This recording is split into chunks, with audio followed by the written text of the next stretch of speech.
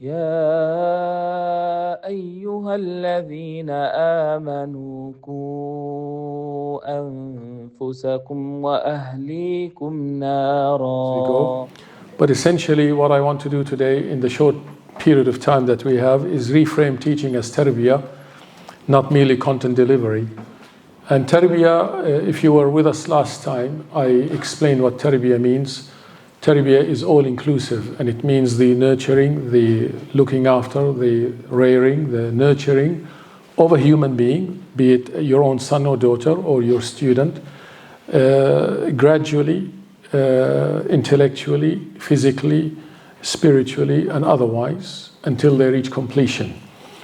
And so you can see this definition is broader than just imparting knowledge or structured learning. And this will become clearer as we go. So I want to explore the transformation from teacher to murabbi. And why? Because unless we ourselves as the educators are well formed and resilient and have essentially what it takes to nurture a human being, then the task would become more difficult. And so all the research shows that any type of renewal in a school, I don't want to use the word reform, renewal is better, does not start with changing curriculum or just upskilling the teacher in classroom management and competency in literacy and numeracy and so forth. But the most important thing is the formation of the educator so that their relationship with this learner is conducive and so forth. So we want to see if we can understand the digital distraction as a formation challenge. That's one of the biggest challenges that we are facing, and that's what I spoke to the parents about, and most of you are maybe parents, and I would advise that if you have children, aside from the students in your classroom, if you have children of your own, and if you have time to stay for the next session for parents, because the content is different to what I'm presenting now. That's more the one tailored for parents and the challenges they face with the digital world. And identify some practical classroom responses to nurture attention, adab, and character. Adab means manners, etiquettes, outward character. Before I start, given that you're all educators, I'm going to engage you to use some of your cognitive power and look at this narration. I'm not going to read it, you can read it, and as educators, I want you to quickly derive 3 or 4 pedagogical principles from it.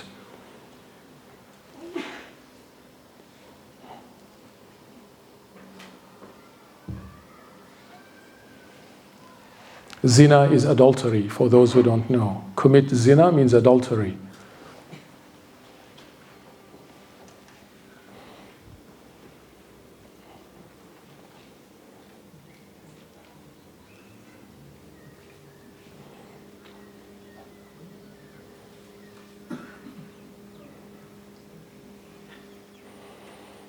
Right? And I've mentioned this story before, or this narration. But I wanted to imagine that the principal, Mr. Fadil, is sitting there with a few of his senior staff, and one of the students walks in and says exactly that. That, excuse me, principal, allow me to go and commit adultery. Or you as the teacher, how do you respond is one thing. But what sort of pedagogical principles would you derive from this as educators? Quick responses. I know you're all able to maybe give me some answers. Anyone? The longer you take to respond, the longer we'll stay here. You know that. Yes, please, and speak loud. The first thing that comes to my head was say astaghfirullah, fear Allah. I'm sorry? Is to say fear Allah. You would say to him, fear Allah. Yes, but from here, what do you derive? Any principle from here? He said if the boy comes to him or the young man says, allow me to commit zina, you'll say, fear Allah. Say astaghfirullah, I seek Allah's forgiveness. That's the response. That's a minimal response, right? From here, from this incident, what principles would you gain? The Prophet Prophet made dua for him, but not just making dua, but put his hand on his chest. Okay, what principle do you get from that? What pedagogical lesson? Leading him to the answer. Leading him to the answer, and how did he do that? Through questioning. Through dialogue. Compassionate dialogue. Making dua for the learner. Making dua for the learner, but it came late. Yes, Sheikh? Ask him to close to you. Why did he say, come close, come close? Initially, the longer version is that the people around the Prophet got up and started screaming at this young man, which people would naturally do. How dare you come, and this is the Prophet of God. You know, he's the one who told us that adultery is prohibited, and now you're asking him permission? You don't even have the slightest respect for this Prophet? And instead, what did the Prophet say? He said to the people, it's okay, be quiet. Come close. Come closer. What is, in terms of relationships, what does this tell you? Yes? So giving him a safe place. Absolutely. Absolutely. What else do you derive from this? Yes? Compassion, 100%. Yes? Getting him to think more personally by Absolutely. by drawing parallels. Yeah, making it relevant to his life. Absolutely. Not being judgmental. Not being judgmental. Yes? I think the Prophet looked beyond the question, is where that level of understanding came from. So it's not, so he's asking if he could get permission to commit adultery, but the Prophet would be thinking, how does he think I can give him permission to commit adultery? Okay, that's an interesting take on that. Thank you. Excellent. All right, so you can, this is, when we speak about Islamic schools and Islamic education, most of the time, teachers are graduates of degrees of education and teaching that come from a non-Islamic worldview. And then you come to an Islamic school and you try to achieve the aims of Islamic schooling. Whilst what we should be doing as educators is, if we want to try to derive principles or pedagogical principles that are fitting for an Islamic school and Islamic worldview, is to go back to the primary source. And the Prophet Muhammad, peace be upon him, for us, unless anyone disputes that, he is the uswa. He is the qudwa. He is, Allah said, لَقَدْ كَانَ لَكُمْ فِي رَسُولِ اللَّهِ أُسْوَةٌ حَسَنَةٌ. In the Messenger of God for you is the best role model. For whom? For whom? For those who want Allah and the hereafter. And so it is surprising that we don't often go back to the original to find out, well, how did he deal with these situations? This is a very difficult situation when somebody comes and openly asks, I want to commit adultery. So what the Prophet did, his response, this is one of the strongest examples of the Murabbi in action. It demonstrates rahmah, no humiliation, forbearance, calm response to a shocking request, gentleness, gentle engagement, wisdom, rational, moral reasoning, tarbiyah, transformation, the person was transformed after that, not suppression, and purification of the heart. Now, some of the key pedagogical moves from this one story only, I can share with you hundreds. He did not reject or shame, drew the student closer, relationship first, engaged reasoning, not command only, personalized moral understanding, made dua, spiritual intervention, and then achieved internal transformation.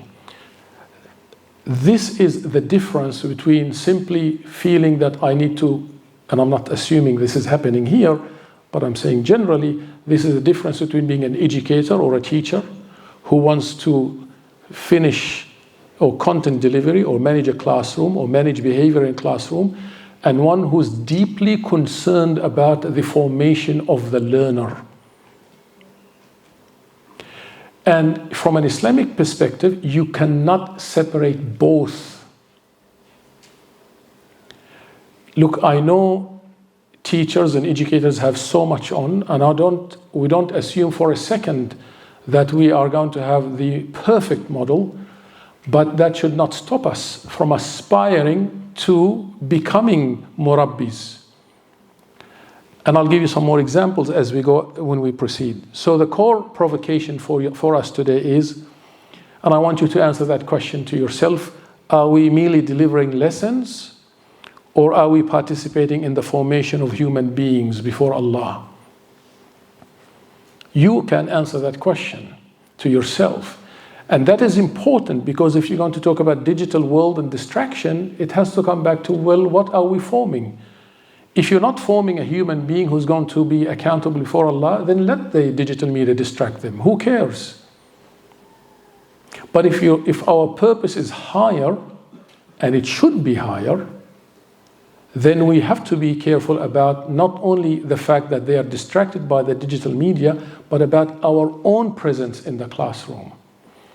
Again, I'm not speaking here idealistically expecting immediate transformation overnight, nor do I assume that you are not doing this already. Many of you may be already doing this, so take this then as a reminder and a revision. But there is a difference, and this is one of the biggest pitfalls of modern schooling, is that it's about, and you know that and I know that, at the end of the day it's about the 8-hour score, about academic achievement, and about getting a good position at university or somewhere else. But from our Islamic perspective and a human perspective, is that it is about the formation, the holistic formation of the human being, intellectually, physically, spiritually. Now, I want you to think of one student you teach. Imagine that student, I don't know who it is. What kind of person are they becoming through their time at school and their time in your classroom? I'm not asking you here about what information they are learning. I'm asking you what kind of person are they becoming. So when we speak about tarbiyah, the nurturing, we're speaking about not what they know only, but what are they becoming. And if you feel that this is not your responsibility, then I beg to differ and ask you to think again. Right? It is everybody's responsibility, and not just the teachers or the educators. It is the leaders of the school, it is the school culture, it is the parents also, and that's why they have to work hand in hand. So teaching as tarbiyah, teaching in an Islamic school cannot be reduced to curriculum coverage, classroom control, assessment, and academic outcomes. Yes, this is what often the focus is on. Maybe not this school, but I know many schools do that. And one of the most common responses we get from children in Islamic schools, and I said children meaning grade 8 or 9, they say to us in our research, they say, we know why they call themselves Islamic. That's the children saying. They say, we know why Islamic schools call themselves Islamic. I said, why do they call themselves Islamic? They say, for clients. Meaning they understood that the Islamic is actually missing. It may be there partially or superficially, but unless and until we understand the difference between teaching and formation, we will never be able to achieve the Islamic. And that's why this is hopefully a step in the right direction. Now these are important, but they are not the whole purpose. And we have to distinguish between high purpose aims and instrumental aims of schooling. Instrumental aims of schooling, things such as literacy and numeracy, how to read and write, is not the ultimate purpose. It is a means, it is the instrument to achieve the purpose, and the purpose is always much higher for us. And that is the formation of this human being. And so tarbiyah is that the gradual nurturing and formation of the learner's heart, intellect, character, habit, relationship. And you may be right to challenge me and say, but that's not my job. And how do I do that?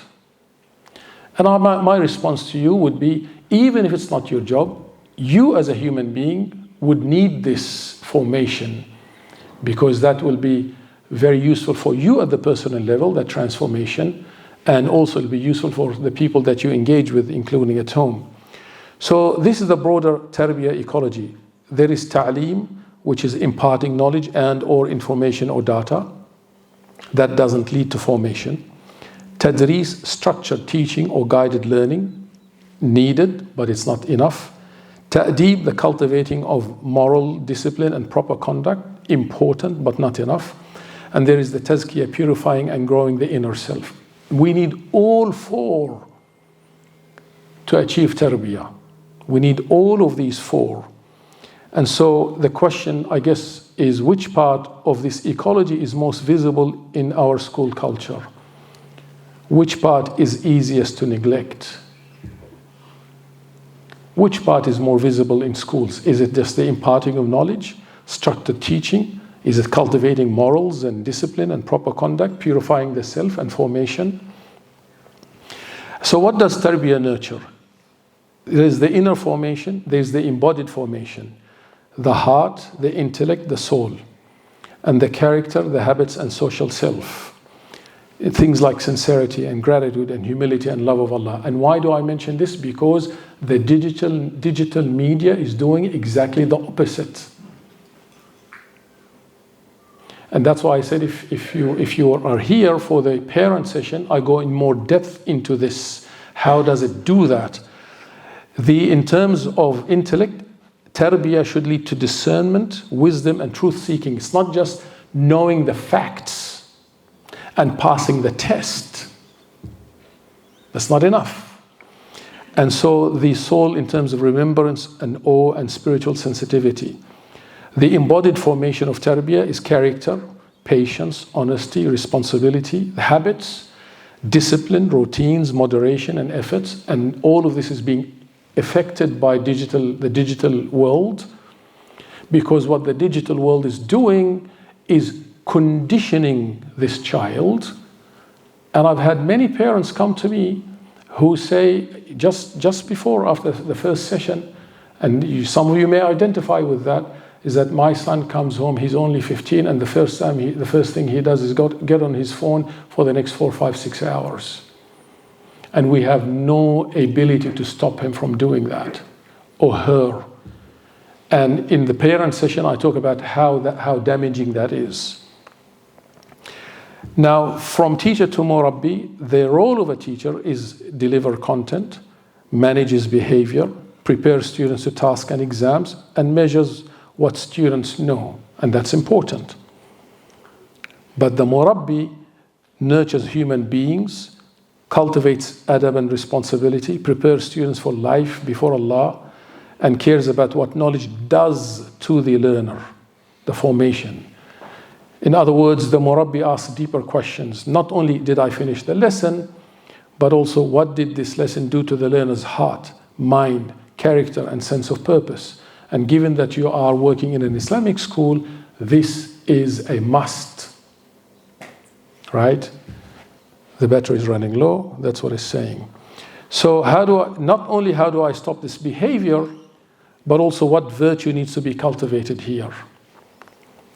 So some qualities of the murabbi educator: it's intentional, conscious of why they teach, present, emotionally, intellectually, and spiritually attentive. They're principled, they're compassionate. In fact, one of the most important qualities is compassion. That means firm but merciful. It doesn't mean that we compromise boundaries, but it means how do I engage with certain behaviors in ways that is not going to break the student or cause to take away the dignity of this person. To be reflective, to be consistent, and to be hopeful.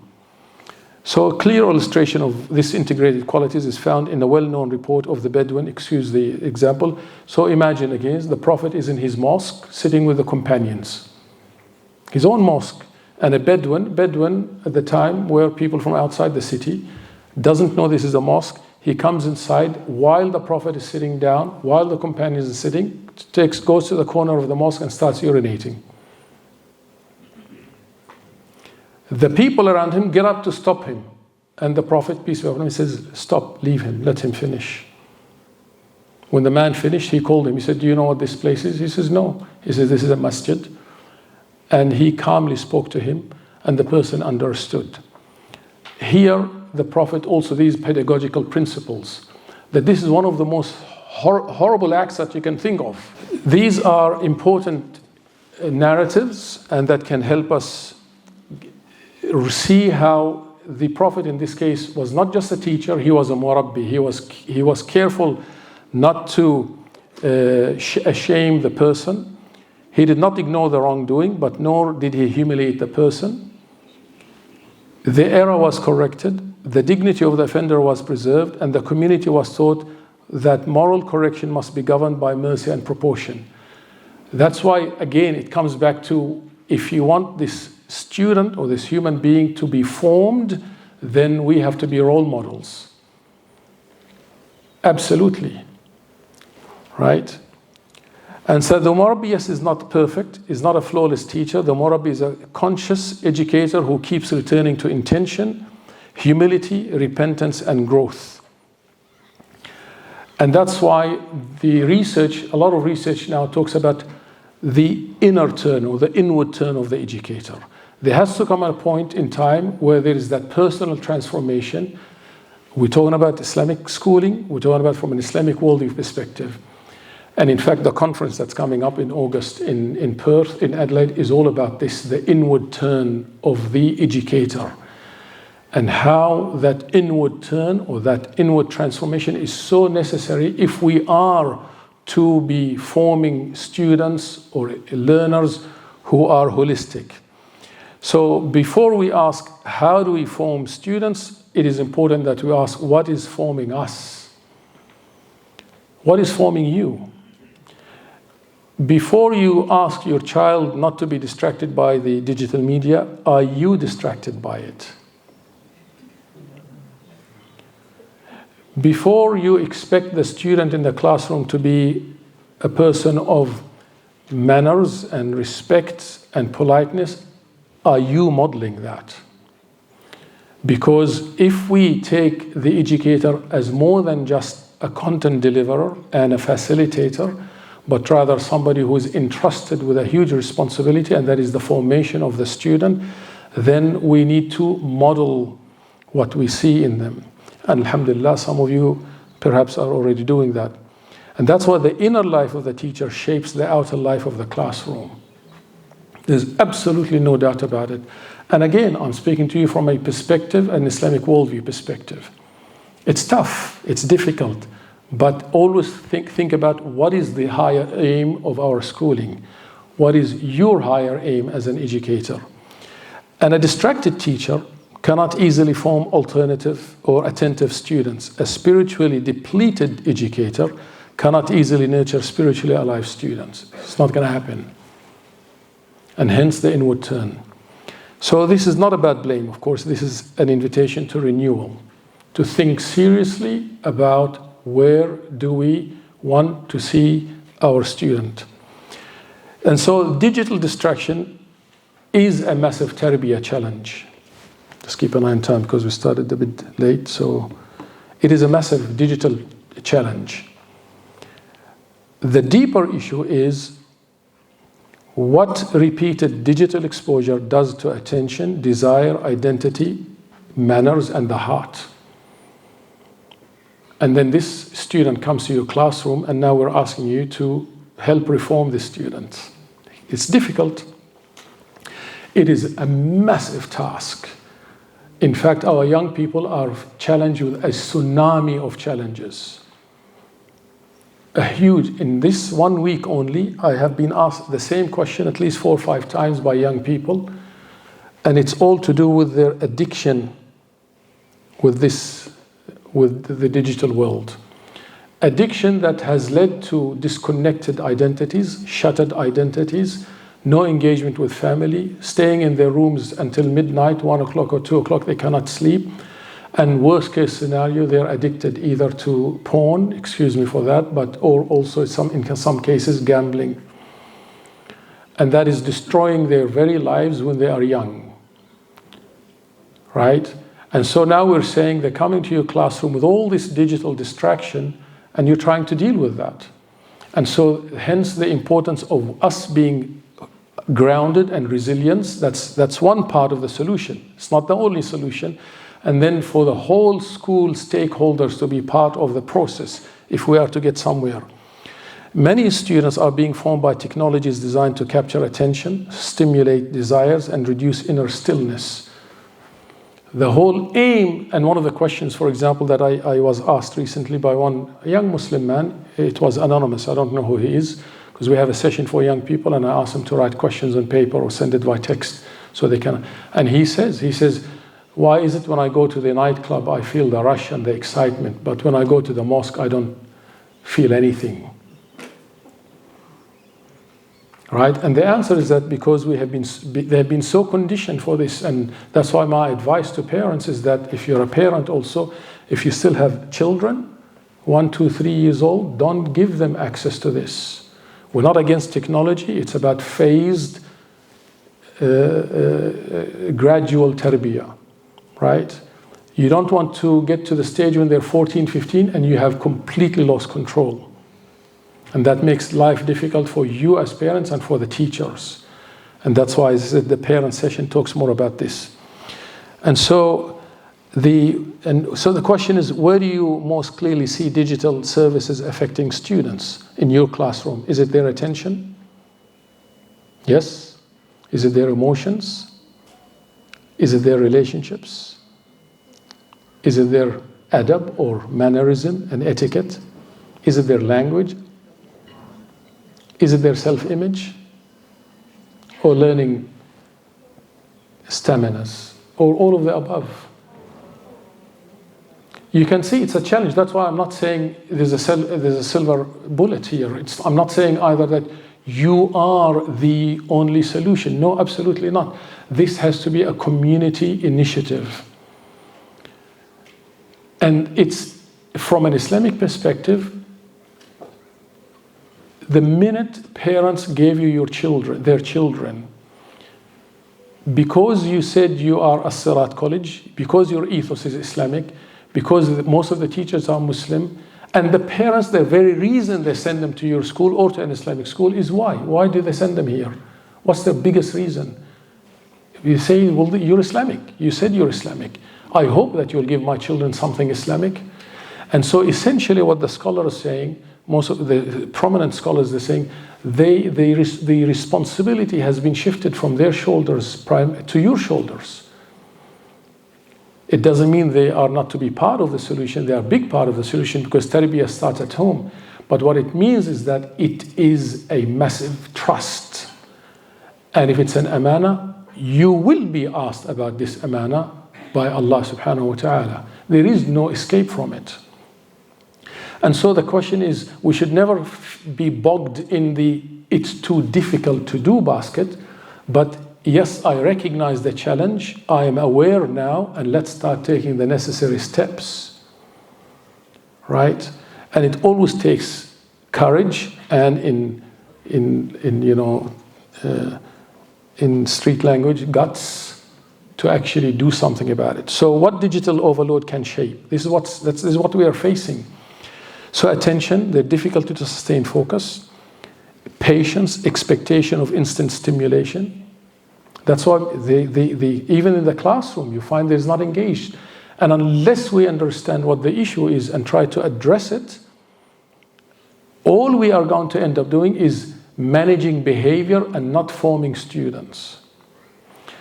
Desire, what digital is: comparison, consumption, entertainment, and validation. That's what it's doing. The identity, forming the self through online approval. And this is not only peculiar to young people, adults sadly are falling victim to this, right? And in fact, one of the biggest challenges our young people generally, and young Muslims particularly in this case, because I engage with them a lot, is the identity crisis. It's an identity crisis, right? And it's a shattered identity. And often they end up trying to please everybody else online or feel that they are not good enough because of the fake world that is online. Spiritual sensitivity, what the digital media has done is reduce silence, reflection, dhikr, gratitude, and awe. In fact, what the Muslim scholars have always said, nowadays, for example, if you sit with people and they're not talking all the time, you feel something is wrong. Stillness and quiet has become strange, right? In fact, sometimes stillness and quiet can allow people to reflect deeper. And so relationships, there's reduced presence with family, reduced presence with teachers, the reduced presence with peers and community. So our role is to protect and awaken that fitrah. We want fitrah is the natural disposition upon which every human being is born. It's the natural state on which humans were born. From an Islamic perspective, every newborn child is born on the fitrah. The fitrah means the natural state of innocence and purity. In other words, whether a child is born in a Muslim household, in a Christian household, in a Buddhist household, in whatever household, from an Islamic perspective, they are pure and innocent. And they've been born with that. And so the challenge for you and me as parents and educators is, how do you nurture that fitrah? We either end up ruining that fitrah or nurturing that fitrah positively so that it grows to become wholesome. So some very practical response, perhaps, very quickly, and this is not the entire solution. This is something that we can start immediately almost, because for us as educators, we need to bring that presence back. So, for example, begin with intention and presence, right? Greet students with attention and dignity. They are not just a student, they are a trust from our perspective. Start lesson calmly rather than with rush or noise or irritation, because they're used to the distraction, and we're trying to somehow try to recondition. Use brief pauses to help students settle their bodies and minds. Model the attention you want to see students develop. Right? We have to model that. And in an age of distraction, teacher presence itself becomes a form of tarbiyah. Your presence is a form of tarbiyah. Who you are has an impact on who they become. The role modeling, and you understand this more than anyone else, is super, super important. In fact, the Arabs have a saying, فَاقَدُ الشَّيْءِ لَا يُعْطِيهِ. The Arabs in the audience would know what that means. One who does not have something, can give it. If you don't have it, you can't give it. In the Islamic tradition, we don't believe that knowledge and wisdom is passed only through data transmission or information transmission, but through who you are in the classroom, your being in the classroom. So, for example, you could be saying beautiful words to a person verbally, but the heart conceals hatred. And that will have no impact, no positive impact, but negative impact. The presence is so important. So recentering also rituals. So begin maybe with a short dua. Whether you're in the physics classroom or biology classroom, it doesn't matter. Intention or moment of silence. What is your intention? Why are you in the classroom? What is that intention?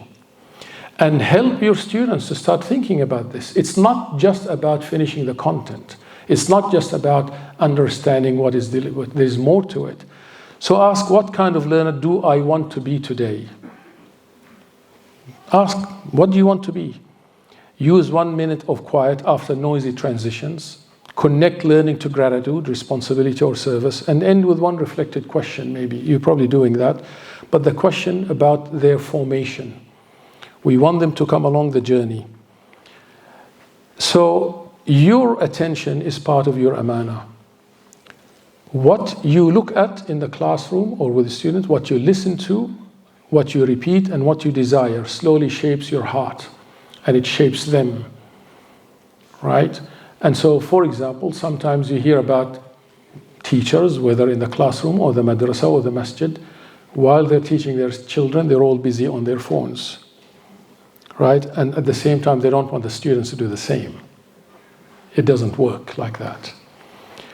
And we need to help students understand that attention is not neutral. What repeatedly captures attention gradually shapes the self, right? And this message can be adapted for different year levels and subjects. So discipline as formation, I'll try to wrap up. So for example, in terms of behavior management, constant talking, a tarbiyah response will be, well, cultivate self-control and respect. I'm not saying you'll be able to do that overnight, but I'm saying these are aspirations. This is something we can be working towards, something we can try to aspire to achieve. So they say the lack of effort will cultivate responsibility and purpose. Online conflict, cultivate adab, restraint and accountability. Inattention, cultivate focus and inner discipline. And disrespect, cultivate humility and recognition of others' dignity. Again, this is a work by the educators, the school and the parents, and not just only the educators of the school. And so we need to reflect on how would our behavior policy, for example, feel different if every consequence also named the virtue being cultivated. Right? It's not just about the consequence or the behavior, but what do we want to replace it with? And I try to develop a classroom culture of adab. Adab means mannerism or ethics or decorum. Adab with Allah, gratitude, sincerity and remembrance. You're in the classroom not just for physics and mathematics and biology or Quran or Arabic studies. There's a higher purpose. Adab with the knowledge itself, listening, effort and humility. Adab with the teacher, respect and attentiveness. Adab with peers, kindness, patience and so forth. And adab with technology. Restrained, modesty and responsibility. And this requires whole workshops, not only for the parents, but also the students need to be also involved in the very process of tarbiyah. So you can think individually, for example, one recurring classroom challenge I face is, and how would you fix that? How would you replace that? But think about beneath this challenge, the virtue or habit that may need nurturing is, right? So it is not deficit-based approach. It is a positive-based approach. There is a challenge, but instead of thinking, how do I manage this challenge, perhaps we can start thinking beneath the challenge, what virtue or habit that may need nurturing. One small Murabbi response I could try is, you have a challenge in the classroom, how would you change your response as an educator, for example? Remembering that what we do and what we say, who we are in the classroom has a huge impact. And what could this look like in practice? What might make it difficult? And what support would help make it sustainable? These are questions that we need to engage with. And just as a closing comment, so we may not be able to control every force shaping our students, obviously, but we can become more conscious, more intentional, and present. We can begin to also ask ourselves the questions about how are we as educators having a negative or a positive impact on our learners. And so some takeaway, one intention I want to renew as a teacher is, you can think about that. How would you, tomorrow when you go into the classroom in the morning, what is your intention? How do you want to? And one Murabbi practice I will bring into my classroom, right? Is it more patience? Is it more compassion? Is it more mercy? Is it being less judgmental? Is it not humiliating the person? Is it paying attention to their formation? And so forth. And one conversation I need to have with a colleague, parent or student. What would be, if there's one conversation where the focus is formation, not humiliation, what would be one conversation I would want to have about this, right? And the final message, perhaps because of time, in an age of distraction, the conscious Murabbi teacher is one of the most important protectors of the child sitra. One of the most recent research that I was looking at, it says that sometimes it takes only one person to make a huge difference in the life of this student. And most students, when they finish school and they leave, they don't necessarily remember the content of what they were taught in most cases, but they remember the teacher or the educator himself or herself and the impact they've had on them. And just quickly to finish and share with you one or two quick stories. just recently I heard, because a particular school and a particular the way they engage with some students, 15-year-old students being going to the Islamic school for so long, and the school has very strict disciplinary approach, that there is no compromise.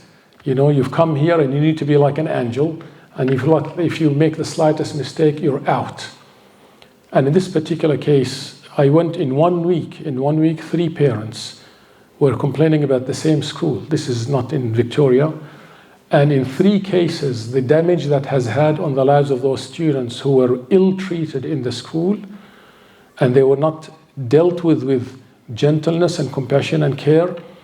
The interesting thing, the sad thing, is that the consequences for the 3 students were always the same, or what they end up doing it. In most cases, they end up, because they feel a sense of shame, the way they've been treated, they come to an Islamic school hoping that they will be helped, assisted to become whole person, and then they are maybe called names in the classroom, or the educator is not modeling what it means to be a dignified human being. And in the 3 cases in 1 week, the parents complained that their kids at age 15, 16 ended up running away from home because they felt so ashamed of the way they were being treated in an Islamic school. So this is not a simple matter.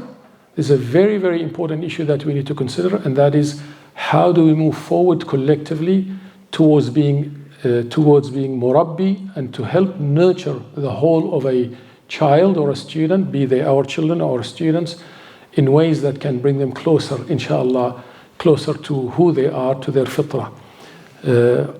Thank you for listening, and happy to take any questions. Jazakumullah khair. يا أيها الذين آمنوا قوا أنفسكم وأهليكم نارا